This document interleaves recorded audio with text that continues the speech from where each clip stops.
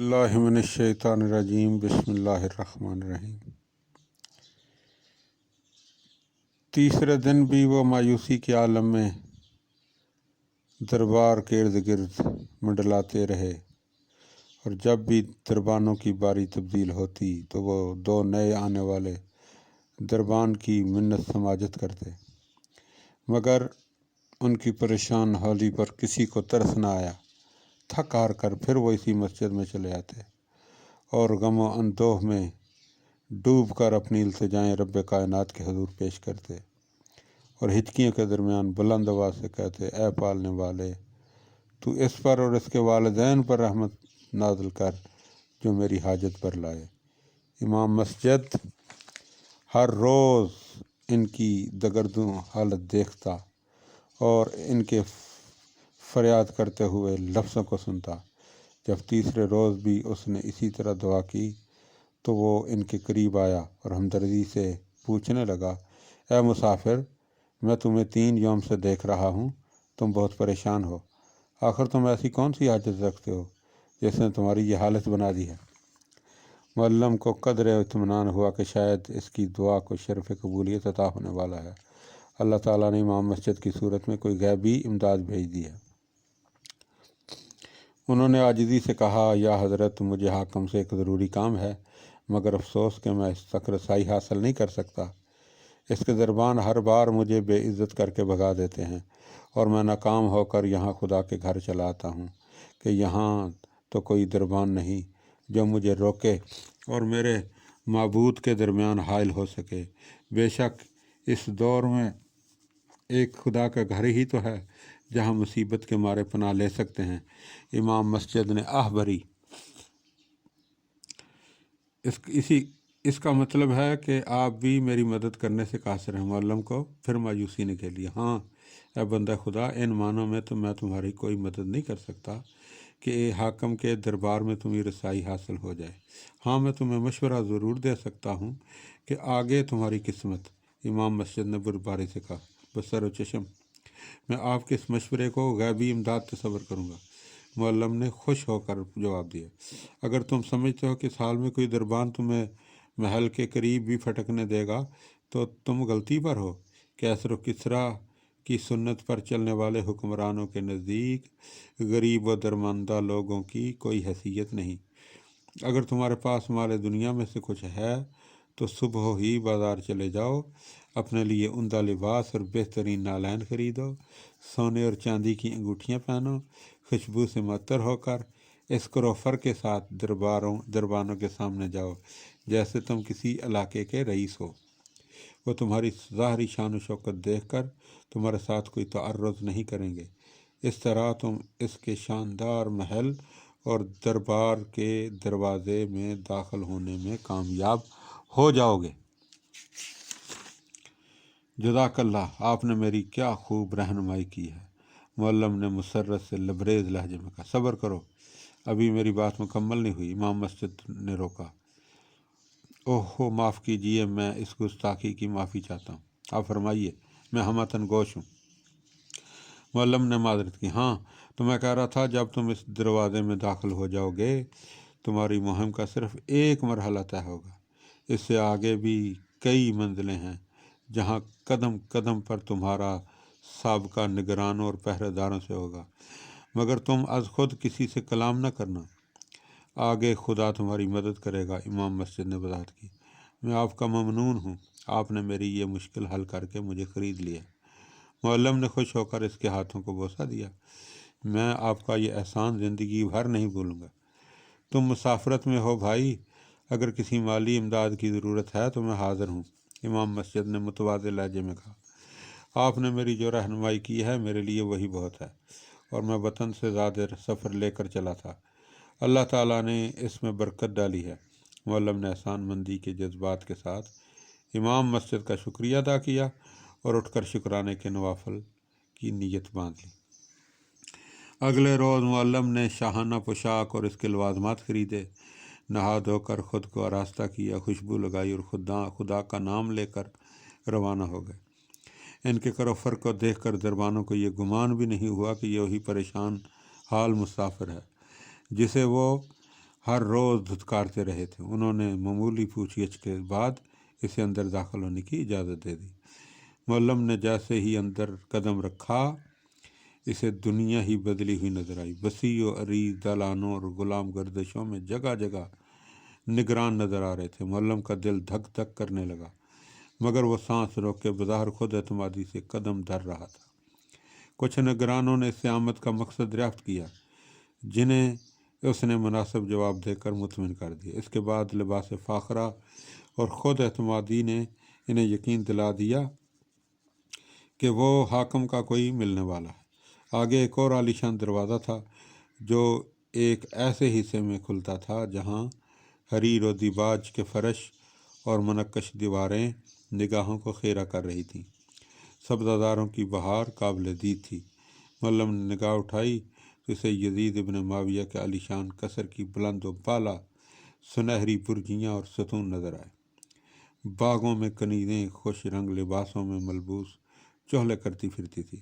اس نے کراہت سے کیسر و کسریٰ کی ان نشانیوں کو دیکھا اور آگے بڑھتا چلا گیا۔ اب اسے حاکم کا آراستہ دربار نظر آنے لگا۔ زرعی کرسیاں، مرصع تخت، ریشمی پردے اور حریر و دیبا کے فرش اس ظاہری شان و شوکت کو عیان کر رہے تھے جس کا اسلام کی تعلیمات سے کوئی تعلق نہیں تھا۔ وسیع و عریض دربار اور طلائی تخت کو دیکھ کر معلم رنج علم میں ڈوب گیا۔ ان تلخ یادوں نے اسے رلا دیا کہ اسی تخت کی نچلی سیڑھی پر نواسہ رسول امام حسین علیہ السلام کا کٹا ہوا سر رکھا گیا تھا اور یزید ابن معاویہ اپنی چھڑی کے ساتھ ان مقدس ہونٹوں کو چھیڑ رہا تھا جو رسول اکرم صلی اللہ علیہ وآلہ وسلم کے محبت بھرے بوسوں سے معطر رہے تھے۔ یہی دربار تھا جہاں رسول اکرم صلی اللہ علیہ وآلہ وسلم کی عصمت مآب بیٹیاں رسیوں میں بندھی ہوئی بے چادر پیش کی گئی تھی۔ اس کے روئیں روئیں میں درد جاگا، اس کی روح میں ٹیس سی اٹھی، اس کے مجروح دل کی گہرائیوں سے ایک ہی دعا نکلی، خدایا تو مختار کے ذریعے سے ان بد باطن لوگوں سے اس مقدس خون کے ایک ایک قطرے کا حساب لے جو بے جرم و خطا بہایا گیا ہے۔ وہ اپنی آہوں کو سینے میں دفن کرتا، آنسوؤں کو پیتا اور رنجیدہ قلب کو سنبھالتا آگے بڑھتا رہا۔ نگرانوں نے اس سے تعرض نہیں کیا، شاید یہ خیال کر کے کہ یزید کے دربار کے نزدیک صرف قابل اعتماد لوگوں کو آنے کی اجازت ہے۔ اگلے حصے میں نہایت عمدہ رومی فرش بچھا ہوا تھا۔ بہترین لباسوں میں ملبوس غلام آ جا رہے تھے۔ بعض کے ہاتھوں میں سونے کی انگیٹھیاں تھیں جن میں عود و عنبر سلگ رہا تھا اور اس کی خوشبو سے ساری فضا معطر تھی۔ امام مسجد نے اسے بتایا تھا کہ اس مقام پر یزید حمام کے لیے آتا ہے، یہیں اس سے بات ہو سکتی ہے، ورنہ دربار میں اس کے خوشامدی وزیر امیر اس بات کو کوئی دوسرا رنگ دے سکتے۔ اس طلسمی فضا نے معلم کو چکرا دیا۔ وہ بھی سوچ ہی رہا تھا کہ اس کا اگلا قدم کیا ہوگا کہ اچانک ایک غلام اس کے قریب آیا اور دبی زبان میں بولا، میرے ہمدانی، تم اتنے دن کہاں رہے؟ میں ہر روز تمہارا انتظار کرتا ہوں۔ عمیر نے ٹھٹک کر اس اجنبی غلام کی طرف دیکھا اور اس کی حیرت سوال بن گئی۔ بھائی، میں نے تمہیں پہچانا نہیں، تم مجھے کس طرح جانتے ہو؟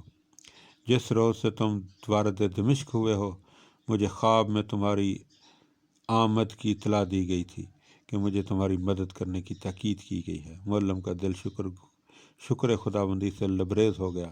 اسے حوصلہ ہو گیا، اسے یقین آ گیا کہ وہ اپنے مقصد میں کامیاب ہو جائے گا۔ اس نے بعجلت تمام اس غلام سے اپنا مدعا بیان کیا۔ میں یہاں مختار ابن ابی عبیدہ ثقفی کی رہائی کے لیے سفارشی خط لایا ہوں۔